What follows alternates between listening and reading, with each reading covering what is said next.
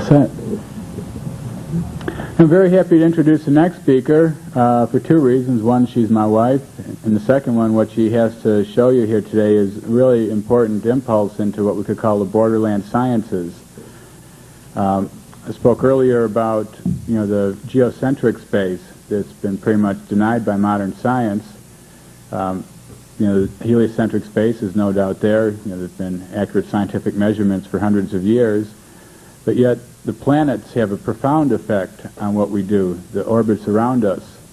So from the geocentric point of view, there's quite a bit happening that I think we're going to have to look into for any type of science of the future. So giving her talk, The Working of the Stars in Earthly Substance, is Alison Davidson.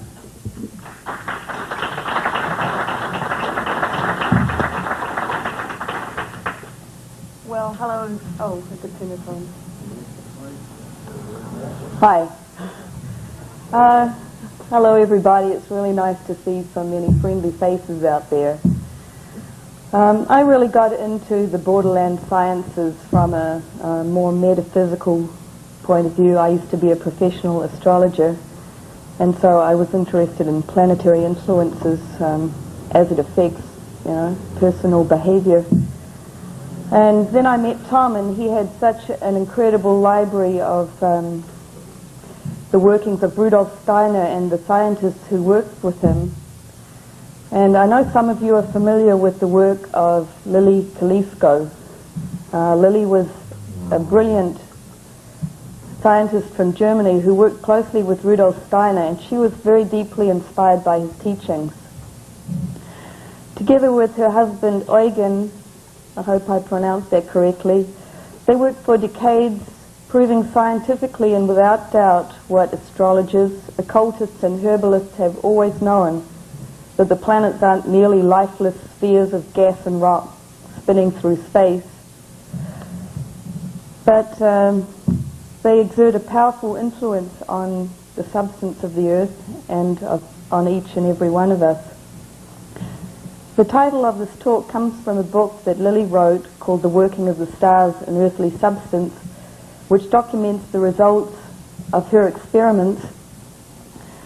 But first we should go back to where the roots of her research lay, which is back in time to the land of alchemy and the ancient knowledge of Egypt. The ancients said that Egypt was made in the image of the heavens, or in other words, that the galaxy or the universe was reflected upon the earth and all of its living beings. The ancient temples were oriented towards particular stars or constellations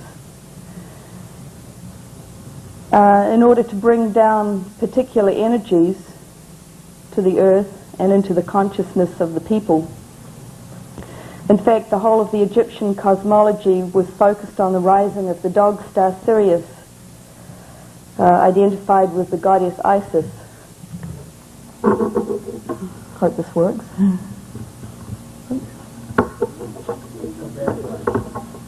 Yeah.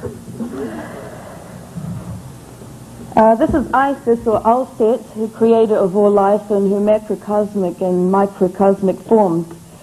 And these paintings are from a deck of cards that a quite famous Italian artist, Anton Veggi, has created. They're not published yet, hopefully will be soon. I've had the privilege to be working very closely with her. In this Egyptian concept of a great unity, everything in the universe is connected. As Hermes, the Egyptian deity Thoth, or Tehuti, and father of alchemy inscribed in the emerald tablet, that which is above is as that which is below, and that which is below is as that which is above.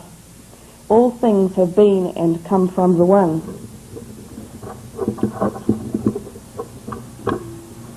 Forget it next time. The goddess Nate, this is Nate, expresses this principle of unity as she weaves together everything in the fabric of existence. The Egyptian word for weaving and knowledge are the same, Sia. So she's like the cosmic spider goddess who spins and connects everything in her web. The teachings of Pythagoras, who was initiated into the Egyptian mysteries in the temple of this goddess, Nate, at Sais, was based on the same law of cosmic harmony. The planets are said to sing in harmony as they revolve around the center, and their harmonics resonate within the metallic veins of the earth and within our own bodies. And this concept of a great unity extended was the underlying philosophy of a civilization that extended for thousands of years. So it makes what we call our own civilization seem very short and very fragmented in comparison. Over the years, the ancient knowledge of Egypt, or Kem as it was called, was lost or was deliberately destroyed by an increasingly powerful church, or went underground to be transmitted through occult lore and various art forms. Most of the old knowledge that survives come from the magical ceremonies described by medieval writers such as Cornelius Agrippa, Albertus Magnus, and quite a few others. These magical ceremonies were based on the positions of the stars, so much so that the magician was also an astronomer and astrologer, was also expected to be well versed in the nature of metals, herbs, animals, stones, precious stones and gems, as well as being a physician, a counselor, historian, a priest or priestess, and an oracle of the gods. Much of their work lay in making talismans, which were believed to attract the invisible forces of the planets to the person who was wearing the talisman. So, for example, if money was your problem and the rent collector was knocking at your door, you'd go to your local magician or a wise woman and ask for their help. And as Jupiter rules wealth and abundance, they very likely make a talisman out of tin, which is ruled by Jupiter. And it would be done while Jupiter in the heavens was strong and well aspected. And it would be done on a Thursday, the day ruled by Jupiter, and on the hour ruled by Jupiter.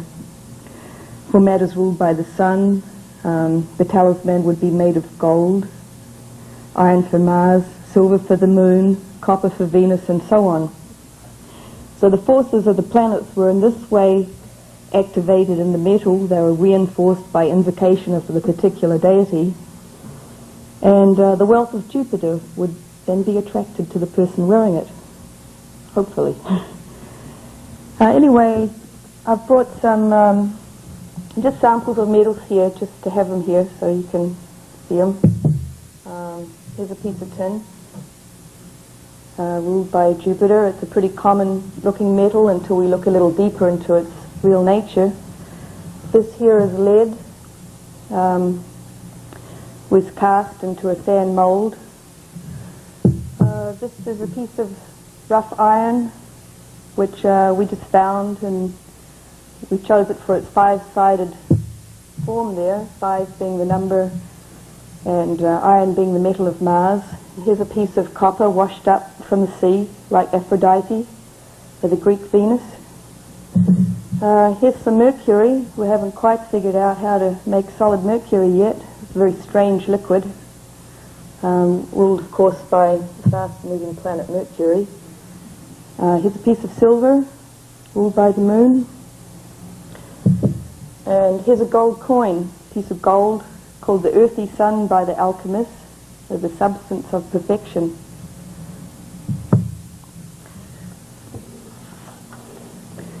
Okay, but this type of talismanic magic is really only a fragment of the ancient and sacred science of alchemy, which has been described as the science of nature in its broadest sense, a total science of energy transformation, dealing not only with the transmutation of metals as physical substance, but also as symbolic of the inner processes of spiritual transformation. To the alchemist, the planets, the metals, and the person doing the operation were all one. They're all part of one harmonious cosmic process. Of course, the old magic with its occult connections and subtle forces is ridiculed by modern science, which instead prefers to emphasize our separateness from the world out there, the world of nature. Somehow, somewhere along the line, our perception of the universe underwent a complete reversal. spirit and matter were divided and separated, giving rise to classical physics, which regarded mass and energy as two independent realities. The alchemical writer Titus Burckhardt wrote, "It's only for modern man that matter has become a thing and no longer the completely passive mirror of the spirit. It has become inert mass as opposed to the free spirit. It is mere fact. For people of earlier ages, matter was never regarded as something that could be studied independently independently of spirit, something studied on its own. Or as Walter Lang wrote, truly science drives the spirit from the whole and proudly displays the separate bits, dead, all dead." Despite its multi-billion-dollar laboratories and highly sophisticated atom smashes, science still can't tell us what substance is. What are these dead bits? What is the stuff that our bodies and our world is made from? Lily Kalisko said, "We need a new science which will be able to tell us about substances. If we are convinced that matter is the only important entity and neglect the wide realm of forces, we make serious mistakes. This new science she refers to can learn a great deal from the old."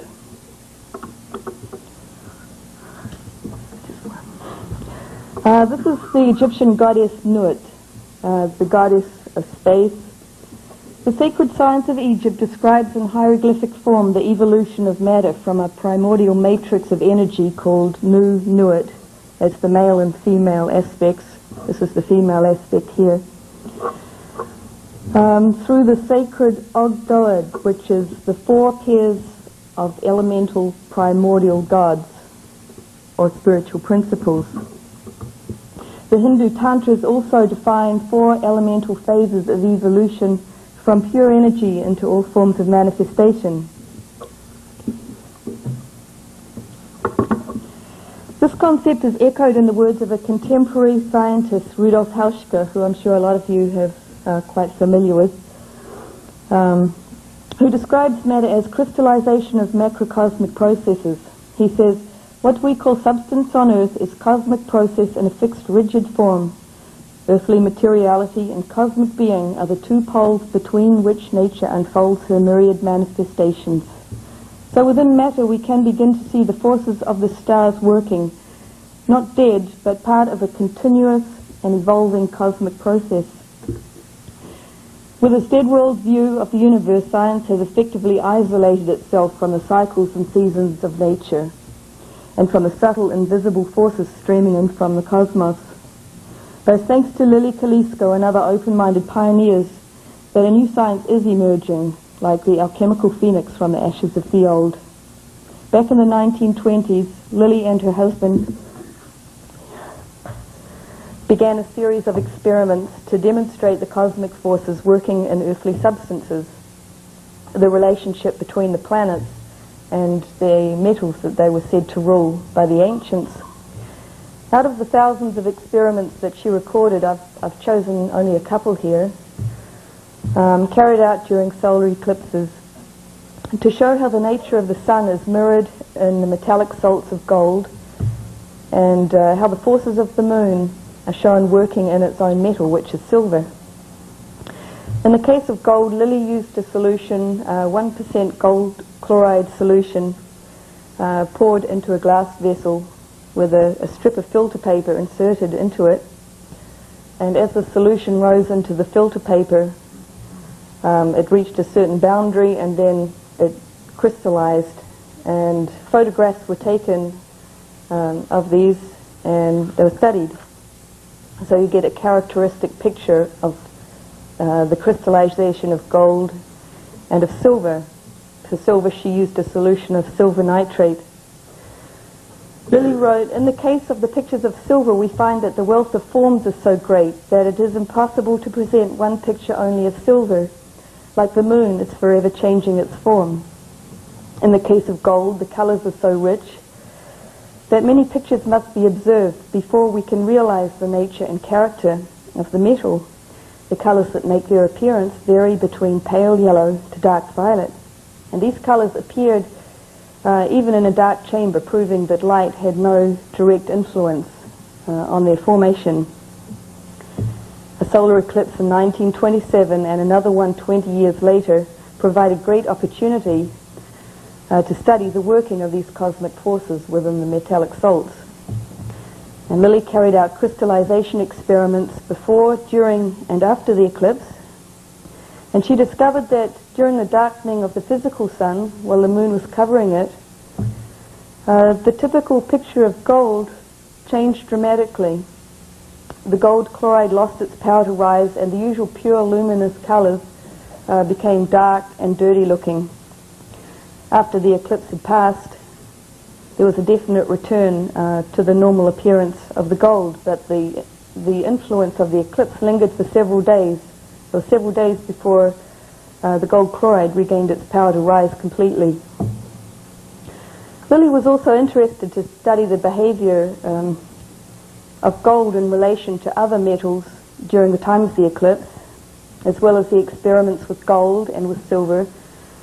She did them with gold and silver combined, gold with tin, gold with iron, copper, mercury, and lead.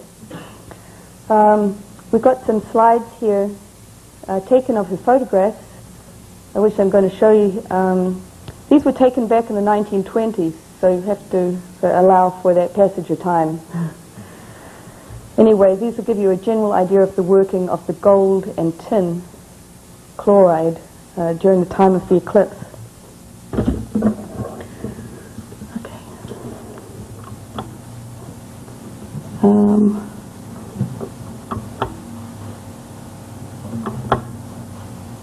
Okay.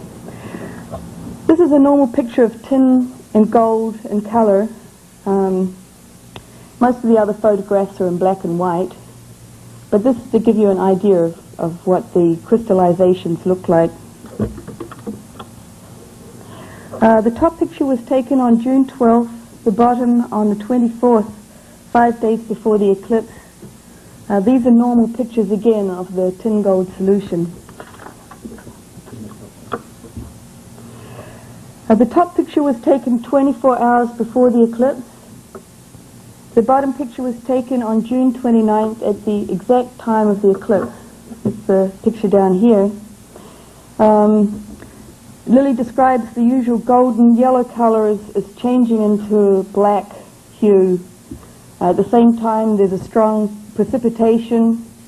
The solution becomes thick and appears as though coagulated. She wrote, "According to the picture, the gold is not working.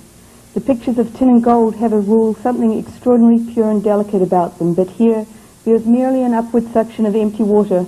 The gold has been dragged to the bottom and appears as a thick black line." She asked, "What is the explanation? We can only understand it if we avert our gaze from the glass containing the solutions of gold and tin and look out into the cosmos, where we see that the sun cannot send its rays to the earth and it's dark even by day. It means that we must look upon the sun not only as a heavenly body streaming down light and warmth from one particular spot, but surrounding, enveloping the whole globe with its sphere. When something spectacular happens, such as a total eclipse, certainly we can see it happen at a definite place, observing the moon covering the sun, but the whole sun sphere is affected and the whole earth participates in it. The sun's strength waned at the time of the eclipse. The working of gold on earth was also weakened to such a degree that tin effaced it. The eclipse occurred about 5 o'clock in the morning. By noon, a few forms had begun to appear. At the top, you can see the gold was starting to rise again.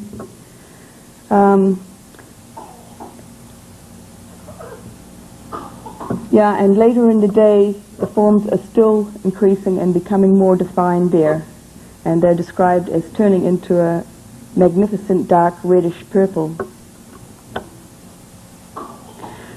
This is the day after the eclipse. At the top, the forms have begun to break up and the gold begins to rise again as a faint pink color. The bottom picture shows the next day, where the colors are described as a light purple mixed with yellow and violet. By the 5th and 6th of July, 7 days after the eclipse, the transition of gold and tin back to normal conditions is complete. The picture has returned to its characteristic form, as we saw in the photos taken before the eclipse. So we we can see definitely that something unusual has happened in the metal. And there's no other external reason why the gold should fail to rise as it normally did. The experiments were carried out under very strict conditions and under identical temperature and everything. With the lunar forces acting so strongly as the moon covered the sun, Lily also did experiments using silver mixed with the gold solutions during the time of the eclipse. She discovered that the lunar influence of silver completely eclipsed the golden sediment, leaving a washed out greyish colour that turned to black.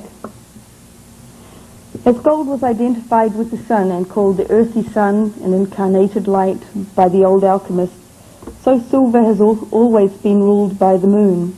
The same essential quality was recognized both in the metal and in the moon itself. All living beings are influenced by the moon. All liquids are inscribed with the moon's rhythm. And as Hauschka wrote, ceaseless repetition and wave-like reproduction of some motion or condition of matter are characteristic of the silver force. We could call silver a dense form of moonlight. It's very like the moon itself in its brilliance and its perfect reflecting power. Silver is used in the photographic process, and mirrors are made by coating glass with a fine layer of silver. So it's not surprising that lakes of still water reflecting the moon used to be called the goddess Diana's mirror. In fact, in the old chemistry, Diana was another name used for silver, a metal long favoured in witchcraft, which could be called an art and science of nature derived from the ancient lunar pagan religions. Rituals performed in the light of the moon celebrated the forces of emergent life streaming down to Earth. To explore the cosmic forces working in silver, the telescope used a solution of silver nitrate to crystallize his pictures, exposing silver salt solution to the sun during the day and to the moon forces at night. A continual metamorphosis of forms revealed itself on the filter paper each month with its own special characteristics. The action of the silver began to increase in March in the spring. It reached a certain climax during the summer months and then decreased again in the autumn and completely disappeared during December and January. These formative forces appeared again in the silver the following March and began another cycle of increase and decrease. Lily writes, "This is a phenomenon well known to us if we watch in nature, the vegetation coming to new life again in spring, developing more and more strongly during the summer, reaching a climax of growing, then blossoming, bearing beautiful fruits and flowers towards autumn, withdrawing slowly and finally leaving the trees bare of leaves where the land is covered with a blanket of snow. What Goethe discovered as the law of metamorphosis in the plant kingdom becomes equally visible in the realm of matter." Carrying out these experiments with silver or lead nitrate, copper or iron sulfate, day after day for a whole year, the great yearly rhythm of winter and summer, of vegetation and crystallization is revealed, interwoven with the greater planetary rhythms. The experiments carried out hour after hour, day after day, also reveal the smaller rhythm of day and night interwoven with the bigger rhythm of the year of winter and summer.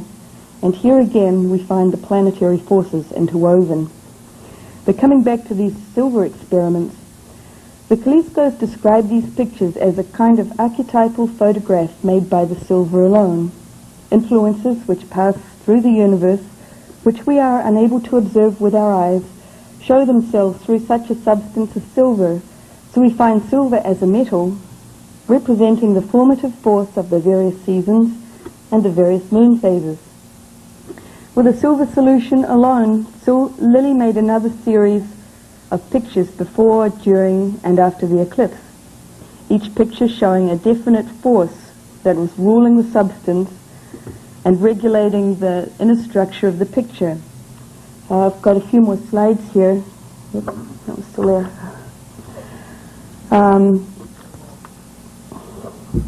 Yeah, these are just a very small selection. She literally made these day after day after day for years, and during planetary oppositions, conjunctions, they were hour after hour, and sometimes they were like 5 minutes apart.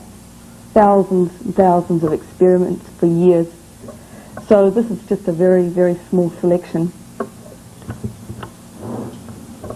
This is a picture of silver nitrate solution as it crystallizes during the day. The silver rises on the filter paper and reaches its maximum height after 2 or 3 hours. Towards evening, when the sun is setting, the fluid begins to rise again, much higher, and when the second boundary is reached, a second picture is formed. This is a typical night picture of silver. You can see the first boundary of the day about halfway up. It's continued on the same filter paper. This could be called a normal picture of silver with its delicate form and structure. This was taken on the day before the eclipse. The same form and structure is still easy to recognize here. On the day of the eclipse, the usual silver pattern is totally disrupted. The usual delicate feathery forms have vanished, and Lily describes a sense of chaotic forces struggling against each other. The impression is all the stronger when one has been able to observe the pictures taken 30 days before and after. Then the impression made by this curious silver formation at the time of the eclipse is then much stronger. This is the same solar eclipse, the same 2 solar eclipses, yeah. 1927. This was taken on the day after the eclipse, showing a return to the normal boundaries and the form of the silver. Okay, thanks, Tom. Just as living beings are in some way affected by the sun's eclipse, so are these other dead substances changed in their inner nature. Lily found that not only during eclipses, but also during conjunctions and oppositions of the planets, the metals that they ruled were changed in their inner substance, and the cosmic forces revealed themselves in the crystallization of metals and the pictures they formed. For example, during a conjunction of Saturn and the Moon in the heavens, the effect is shown in the lead solution, lead being ruled, as we know, by Saturn. There's a certain period of time that lead nitrate usually takes to crystallize. But during the Saturn-Moon conjunction, the solution fails to crystallize. Sometimes it fails to crystallize at all. Sometimes it's always delayed in its crystallization. Meanwhile, copper and iron solutions are completely unaffected. As the cosmic cycles are reflected on Earth, so are the turning tides of the equinoxes and the solstices and other traditional festivals which are celebrated throughout the year. Lily chose some of these festivals for further experiments. The pictures formed by gold were very beautiful, particularly at the time of the spring equinox, but the most striking appeared on the day fixed by the Astronomer Royal, rather than the church authorities, as Easter Sunday. That is the first Sunday after the full moon, after the equinox. This day continues a long pagan tradition of celebrating the emergence of life from the darkness of winter, with its symbolic egg from which the sun was born.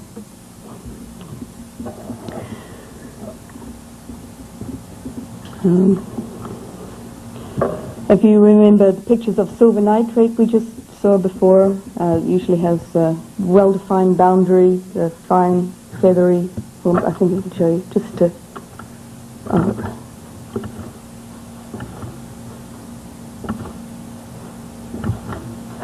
Sorry. Yeah, that's a normal picture of silver nitrate as we saw before.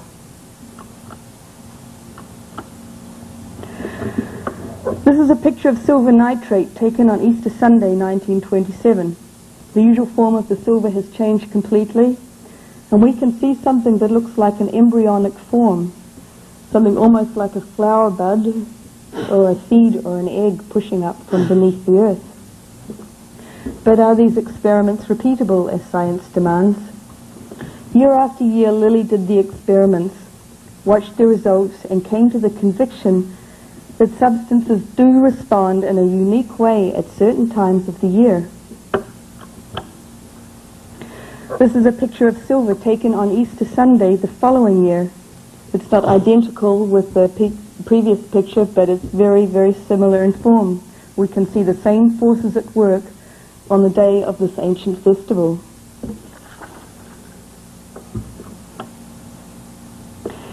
This is another unique picture taken on St. John's Festival, 24th of June 1927. Suddenly out of nowhere, stars appear in the picture. Two large stars below the boundary of the day and two smaller stars above. This normally never ever happens with silver. Where'd these stars come from? We can only wonder what invisible forces are expressing themselves in the metallic salts of the metals. There's another connection between the planets and the metals that can be mentioned here, which remind us of Pythagoras and the harmonic resonance of the spheres. Every planet travels its orbit at its own particular speed, which can be expressed mathematically in terms of its angular velocity. This means the average degree of movement of the planet, calculated here over 30-day periods. It's found that the speed of the planet is directly related to the conductivity of the metal it rules. Here's a diagram of Hauschka's from his quite amazing book, The Nature of Substance, which shows this connection. At the top orbit there, you can see Saturn, Jupiter, Mars, the Sun, Mercury, Venus, the Moon. So, for example, we can see the slow, ponderous movement of Saturn reflected in lead, the metal with the least conductivity of warmth and electricity. It also has the least resonance and luster. On the other hand, the forces of the Moon, with the highest rate of velocity, that orbit down there at the bottom, has the highest rate of velocity is expressed in silver, which is the most conductive of the metals and also the most malleable. As Hauschka says, the impetus of the planets appears in a metamorphosed way as conductivity. And this is interesting. I was just listening to Leslie and Terry Patton's talk before, where they made their biocircuits out of copper and would be experimenting with silver and gold because of the conductivity, if they had the resources to do so. It might also be interesting to experiment with the positions of the planets at the time of using these different circuits. Anyway, the planets move on their rounds in great curves and loops against the immobile background of fixed stars. Just so do veins of metal run through the body of the earth and vowels sound through the consonant structure of words and syllables. Thanks, Tom. For the ancients, each planet corresponded with a certain musical note and vowel sound, and in their ritual chanting, the vowel was the dynamic sound which indicated the dominant planetary force being invoked. In the Tibetan system, each chakra or subtle energy center within the body has its own sound or mantra, which relates in turn with the element and planetary forces. So far we've concentrated on the relationship existing between the planets and the realm of the metals.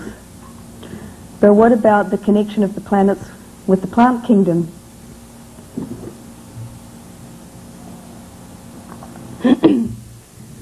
That the sun and the moon influence plant growth has been well established.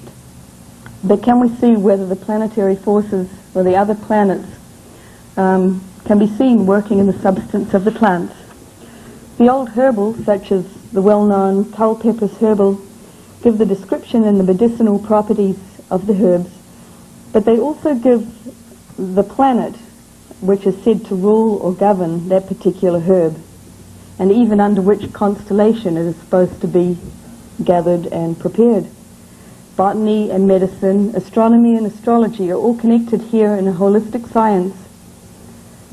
Among her many plant-growing experiments, Lily Kalisko chose the sunflower as a test a plant said to be ruled not by the sun, as its name would suggest, but by the planet Jupiter.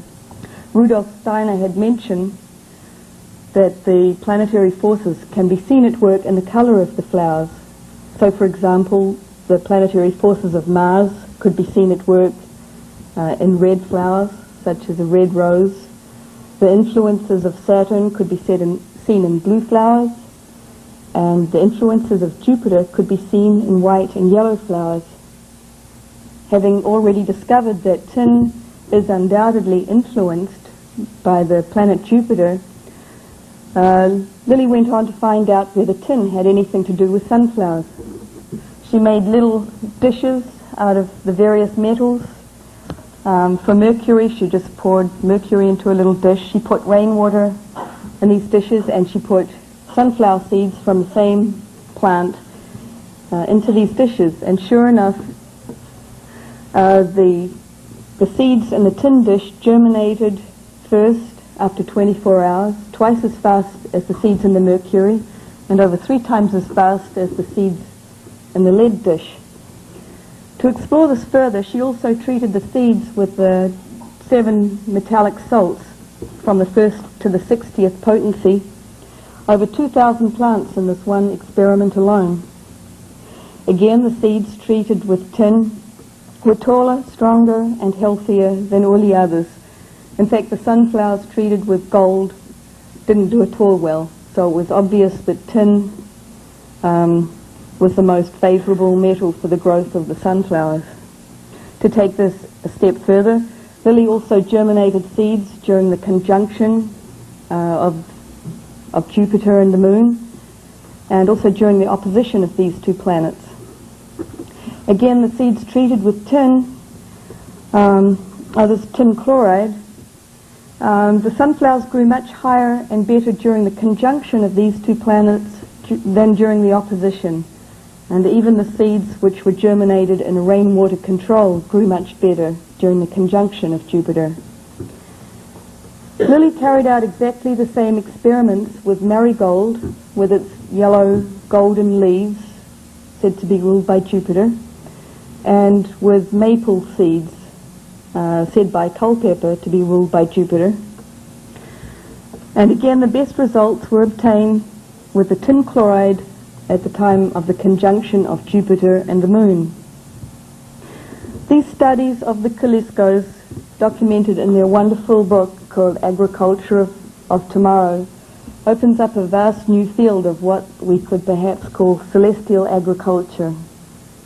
They show clearly that working with the planetary rhythms, rather than trying to override with artificial chemical fertilizers to force the growth in plants, we not only have happy, healthy plants, but we also attune or reattune ourselves to the influence of the stars in our cells. And it means that we can grow consciously in our knowledge of nature. Many, many other experiments were carried out to explore the life forces working in matter. In the animal kingdom, they could be observed using a sample of the animal's urine in conjunction with the metallic salts to form pictures. This process was termed capillary dynamolysis, and it was discovered using this method that various diseases showed up in the pictures and could be diagnosed much earlier than it's possible with chemical or microscopic tests. Each species, including humans, show a characteristic picture when they're healthy. The formative forces, or the life forces, can be seen in the picture formed by the urine, and so can any disturbance in the equilibrium of these forces, long before the disease has become obvious. We haven't got time to go into this fascinating subject here, but I've got a few slides just to give you an idea of what these pictures look like.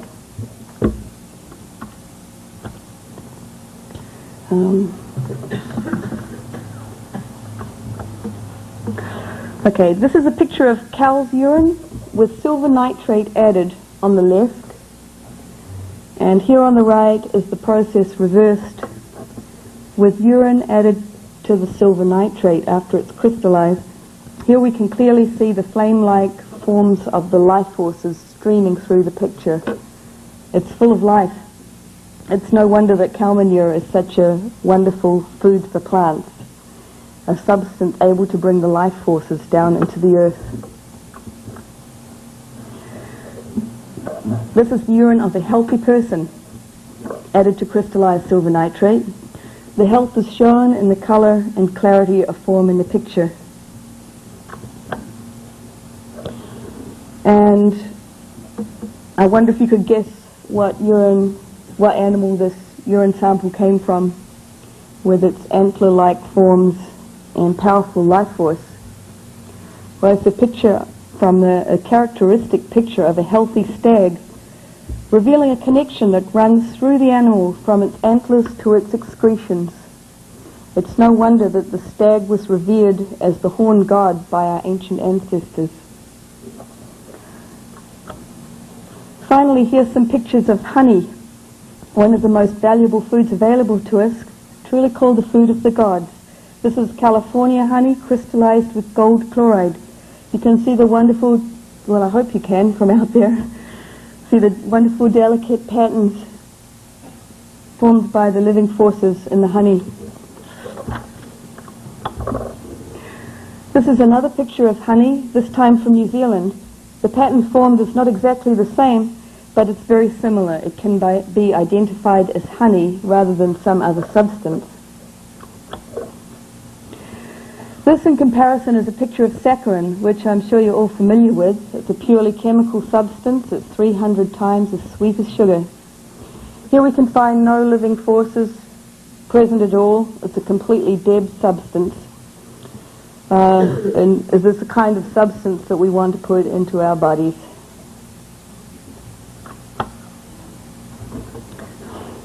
The same result was obtained with artificial chemical fertilizers tested in comparison with the cow manure.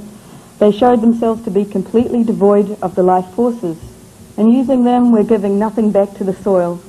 On the other hand, using certain metals prepared homeopathically, such as copper in minute amounts, the planetary forces of Venus, of growth and fertility, are attracted and fixed into the earth.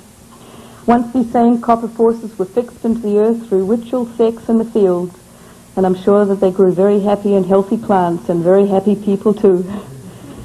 Nowadays, apart from astrology maybe, we no longer accept the influence of the stars in our lives.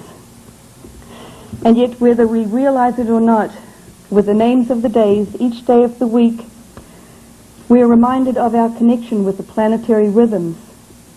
And we are in fact invoking the mighty gods of the planets. Today is Friday, the goddess Freya's day, the Germanic Venus who rules copper and love. Tomorrow is Saturn's day, ruled by lead, and then the week starts again with the day of the sun. Perhaps after seeing and understanding the results of the Kalisko's painstaking experiments, we can begin to see the metals we wear and use constantly with new eyes. The gold ring you might be wearing or the silver chain are the essence of the sun and the moon manifested on earth. The vehicle that you came in, vehicle of iron and steel, is ruled by Mars. 100 times a day you're touching the stars in the flesh, all around us constantly. The planets are flowing through our veins, renewing our bodies, giving us the power of action, thought and love. So we don't need to accept the religion of modern science, which is incapable of perceiving the spirit and matter. In alchemical terms, their nuclear dead world view of the universe corresponds to the black phase of the alchemical operation, the phase of putrefaction, corruption and decay. We're witnessing our planet Earth being polluted and poisoned.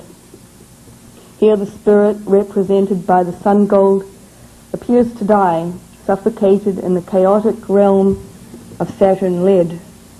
Even the physical substance of gold appears to be affected in these modern times, as Lily Kalisko discovered in her experiments. After the early 1950s, she found that her solutions of gold chloride lost their power to rise into their previous colorful forms. It was as though the sun was eclipsed, as though the sun was somehow sickened, and gold, its metal on Earth, reflected this. This darkening of the sun gold, strangely enough, coincided with the onslaught of atmospheric nuclear testing and greatly increased radio frequency use across the planet. If our actions are affecting the nature of gold, and gold is the essence of the sun, then surely it means we are affecting the spirit of the sun ourselves. It's all connected. The alchemists say that there has to be putrefaction and corruption before the new phase germinates, that the king gold must be killed and buried in order that he awake again to life. We no longer live in the gleaming golden age. We're living now in the age of iron, dominated by the fiery power of Mars. Our society has lost its connection with Venus of art, beauty and imagination. But it's important to realize it's all part of the cosmic process. Nothing in nature is static, no condition lasts forever. And here we can turn to the old knowledge for direction. In alchemy, the iron phase is described as an active descent of the spirit into the lowest levels of human consciousness. And at this stage of the work, the spirit appears submerged in the body. The spirit appears to be extinguished. But the alchemists also say that this is the threshold of the final completion, the transformation of the body into the spirit become form, the awakening of the stars and the earth. As Lily Kalisko said, science must again become a holy art if an unholy natural science is not to lead mankind to destruction. Thank you.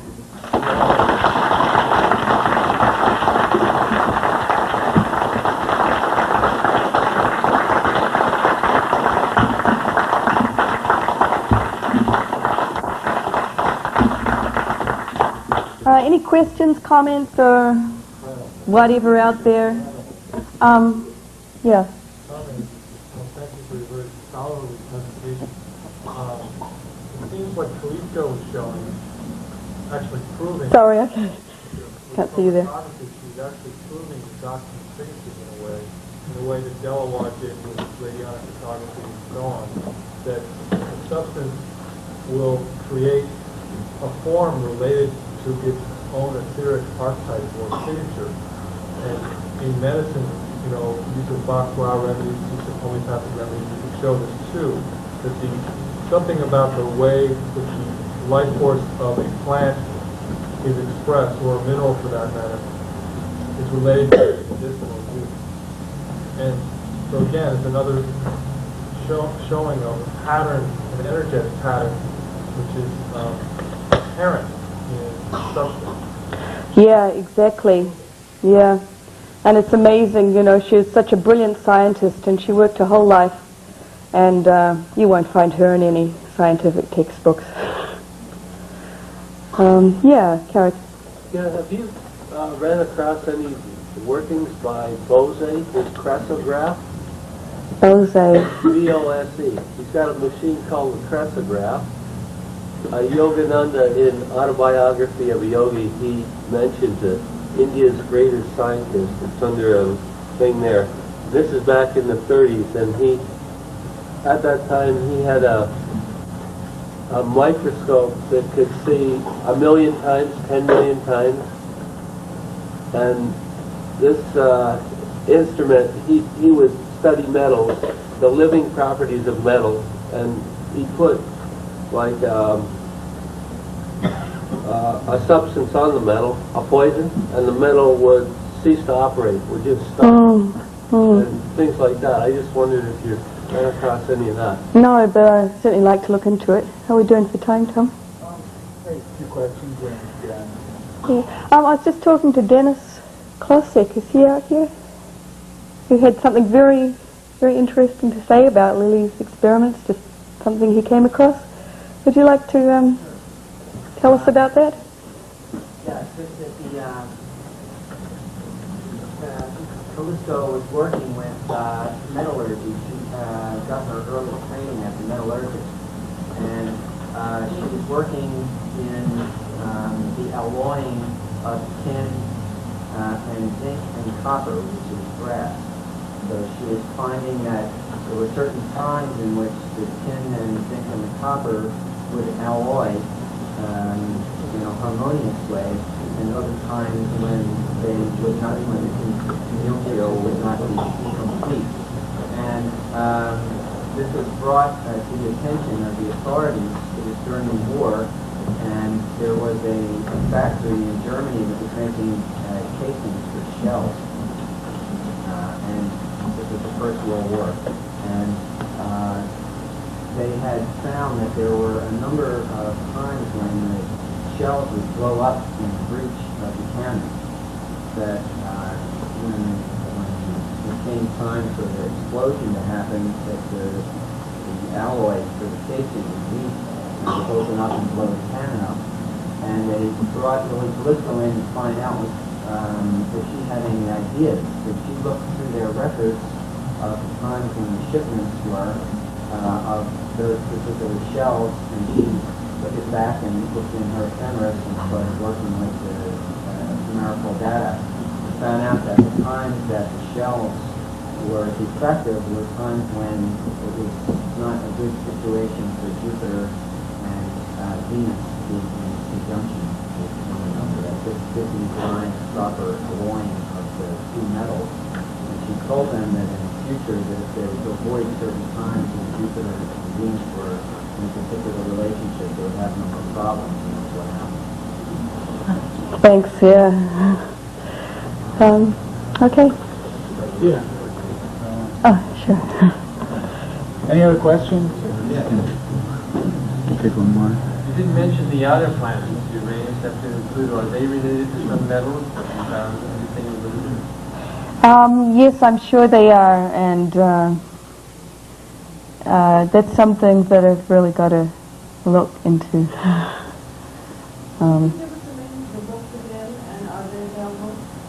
Maybe Tom would be able to tell you about that. Son, I think the main books used was The Agriculture of Tomorrow.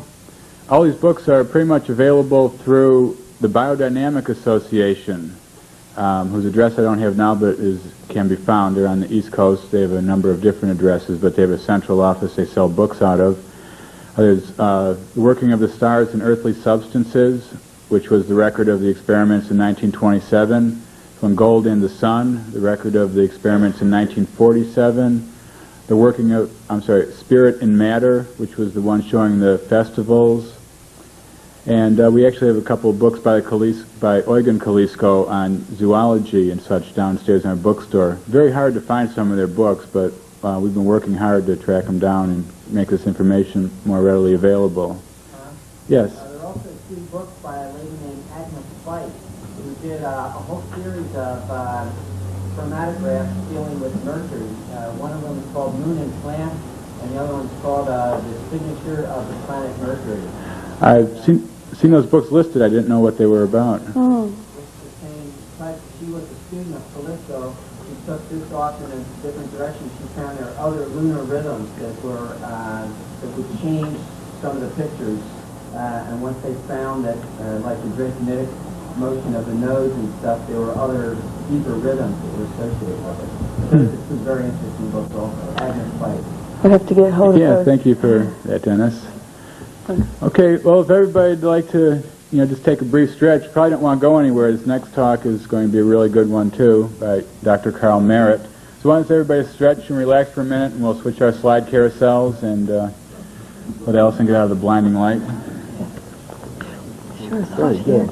Hey, I was impressed with that talk, I have to admit.